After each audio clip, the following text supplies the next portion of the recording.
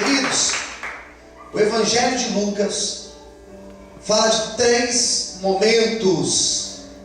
Lucas capítulo 15 vai falar de 3 parábolas. Foram 3 situações, foram 3 momentos que, na verdade, eles não aconteceram. Não foram histórias reais, mas são parábolas. Ou seja, Cristo usou esses 3 exemplos para falar de algo, para ensinar aos seus discípulos e ensinar aquela multidão de pessoas que ficavam aos seus pés para ouvir as suas palavras, as suas pregações. Esse Evangelho de Lucas, o primeiro trecho dessas parábolas, a primeira parábola que aqui tem, é uma parábola chamada a parábola da ovelha perdida. E a história da ovelha perdida, essa história é muito bonita, porque vai falar de um certo pastor que ele tinha 100 ovelhas no seu rebanho. Ele tinha um rebanho de 100 ovelhas. E diz o texto que ele percebeu que uma das ovelhas tinha se extraviado do grupo. Então ele vai deixar as 99 ovelhas no deserto e ele vai à procura daquela ovelha que se perdeu.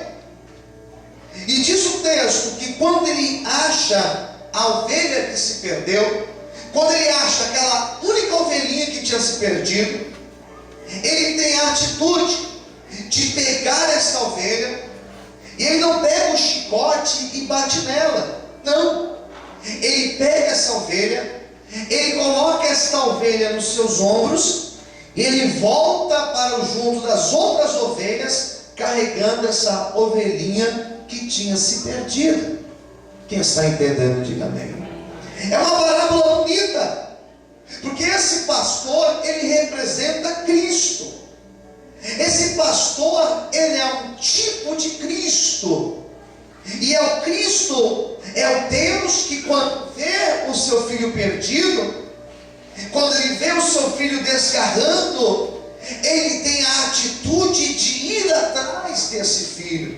O interessante dessa parábola é que o pastor, ele toma a iniciativa de ir atrás. E quando ele vai atrás, ele não vai atrás para repreender. Ele vai atrás para pegar essa ovelha, para colocar ela no ombro e trazer essa ovelha de volta.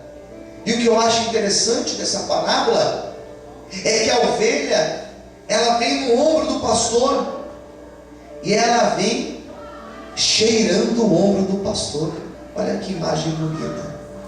Ela vem cheirando o cangote do pastor, e o pastor não se incomoda de ter aquela ovelha cheirando o pescoço dele, porque esse pastor sabe que se a ovelha está cheirando o pescoço dele, é que essa ovelha, ela está ali recebendo, ela está sentindo aquele cheiro, e ela está se acostumando com aquele cheiro. E quando aquele pastor tira a ovelha do ombro e coloca ela junto com o rebanho, aquela ovelha, ela começa a lembrar do olfato, ela começa a lembrar do cheiro do pastor, e ela nunca mais se desgarra. Agora ela começa a andar bem pertinho do pastor, porque aquele cheiro que ela sentiu no ombro do pastor, aquele cheiro que ela sentiu no cangote dele, ela se apaixona por esse cheiro, e ela nunca mais consegue se afastar do pastor.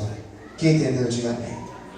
Essa é a imagem de Cristo, que quando a pessoa tem um contato íntimo com Ele, a pessoa, ela nunca mais consegue viver longe de Cristo. Foi isso que Jesus disse para a mulher samaritana: se você soubesse quem te pede água, você que pediria água, porque da água que eu tenho, se você beber, você nunca mais voltará a ter sede. Sabe o que ele está dizendo? Que se um dia você experimentar da minha presença, você nunca mais sairá da minha presença. O meu desejo nessa noite é que você possa sentir o cheiro do pastor, que é Cristo, e você possa sair daqui apaixonado por Ele e nunca mais se afastar da presença dEle. Quantos podem aplaudir e glorificar ao Senhor? Amém, queridos?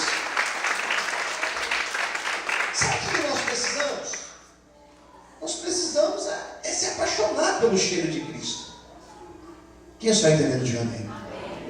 Pessoa que está na igreja, e ela está na igreja, e ela tem o desejo de estar lá fora, é porque na verdade, ela não sentiu ainda o cheiro de Cristo, o do pastor dela. Não é o pastor Luciano não, mas estou sempre cheirosinho, né? Mas não é o pastor Luciano, é Cristo. Quem está entendendo, diga amém. Diga que ela sente, ela não se afasta mais. Bom, daí nós temos uma segunda parábola, que estão os versículos mais abaixo. Versículo 8, 9 e 10, fala de uma segunda parábola. Uma parábola chamada parábola da dracma perdida. E a história da dracma perdida é uma outra história bonita. Aqui vai dizer que uma mulher, ela tinha 10 dracmas, eram 10 moedas, e ela perde uma dessas moedas. E diz a Bíblia que ela deu conta, ela percebeu que ela tinha perdido a moeda.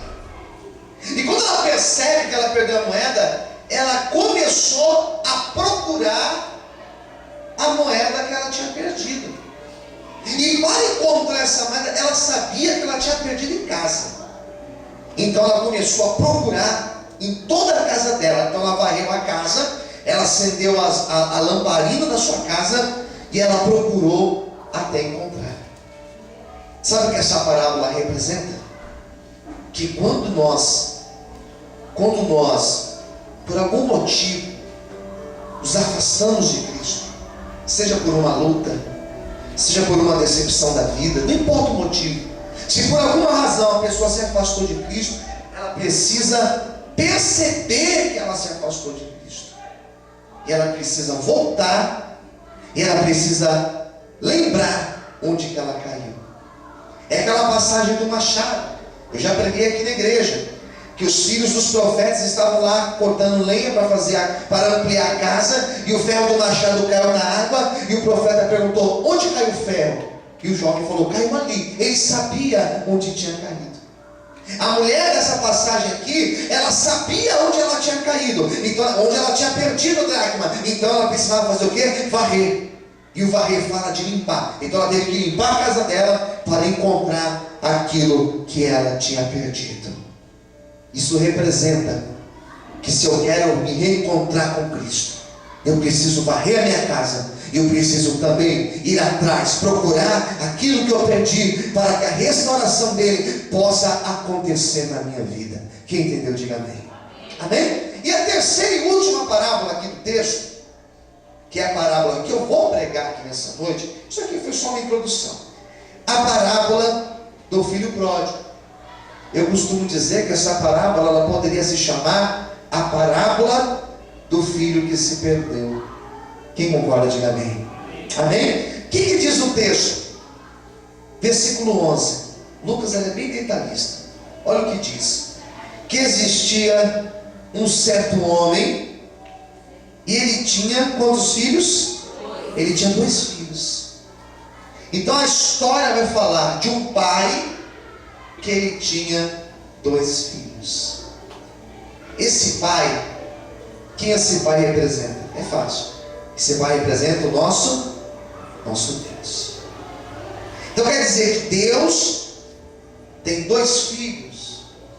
Eu posso dizer que existem pelo menos 2 tipos de crente aqui nessa igreja hoje.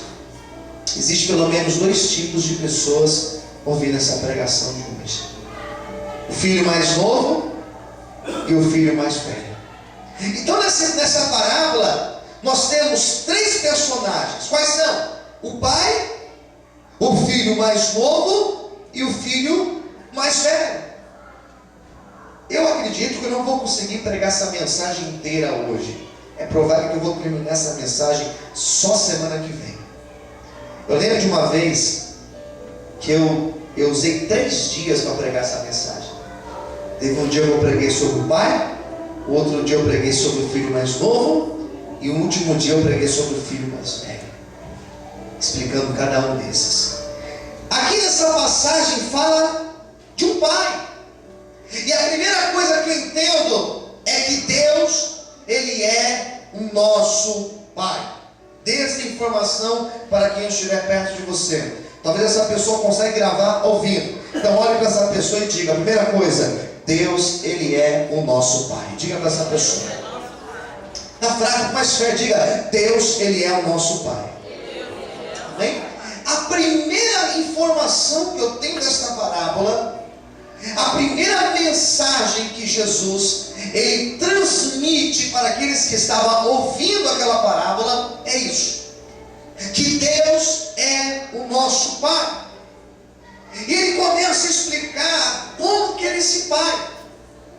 Nós sabemos como que era esse Pai? Sim, nós sabemos. Aqui no texto, sim.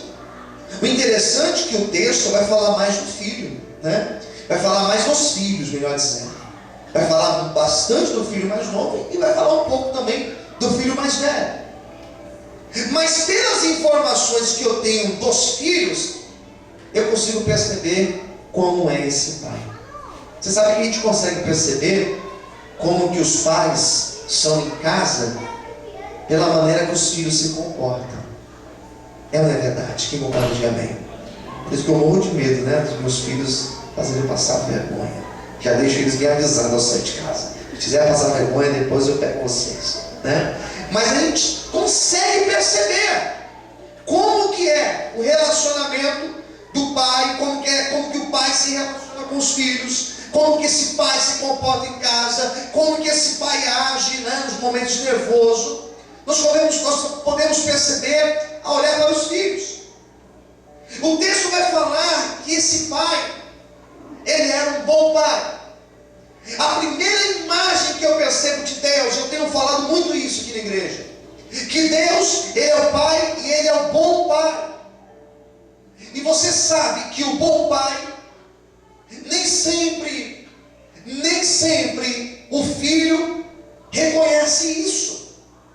Você sabe que o pai, quando ele é bom, nem sempre ele é legal. Você sabe que quando o pai é bom, você sabe que nem sempre ele faz tudo o que o filho quer.